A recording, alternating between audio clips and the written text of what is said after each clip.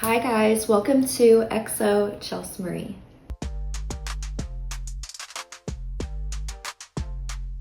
So today we are gonna make a organic chicken and sausage gumbo, and it's right in time for the autumn vibes because it's gonna give you that warm, heartfelt, healthy meal that's right in time for the holidays, right in time for this cozy weather.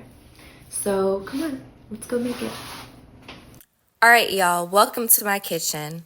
I got my glass of wine, my playlist going, and today we're making gumbo. A real one, chicken and sausage, because I don't have time to be wrestling with shrimp shells today.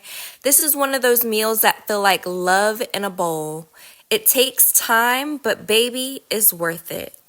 Now, before I even touch this chicken, I seasoned it up last night because if you know, you know. Gumbo hits different when that flavor had time to get up in there. I like to start by browning my chicken first, just to get that flavor foundation right. I'm telling you, if your chicken ain't seasoned like your ex's text messages were manipulative, start over. I'm just saying that little sprinkle of Tony's can heal a lot. Speaking of seasoning, have y'all ever dated someone who swore they could cook? I once dated a man who said he made the best gumbo. So I go over there all excited, thinking I'm about to go eat like my grandma made it. Girl, why this man pull out bell peppers and corn? And a soup that looked like dirty dishwater. I'm like, sir, this ain't gumbo. This is a crime. I tried to be polite, but my face said it all. He's like, you don't like it? I said, it's interesting. You ever hit someone with that universal never again?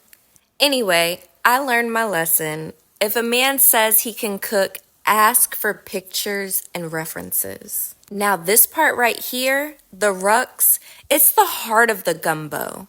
You can't rush it. You gotta babysit it like your edges after a silk press and humidity. Keep stirring because if it burns, it's over. Game done.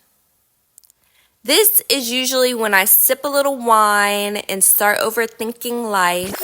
Like, why do men always text you once you finally moved on? Why does the one who couldn't commit suddenly miss your energy?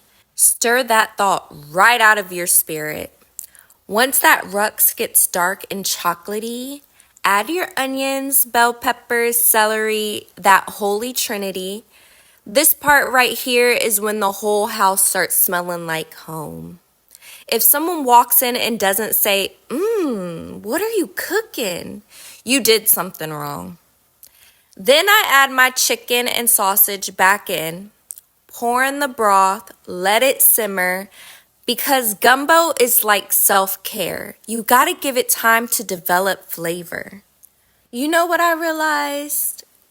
Cooking gumbo is a lot like dating. You gotta start with good ingredients, take your time, and don't let it burn just because you were distracted.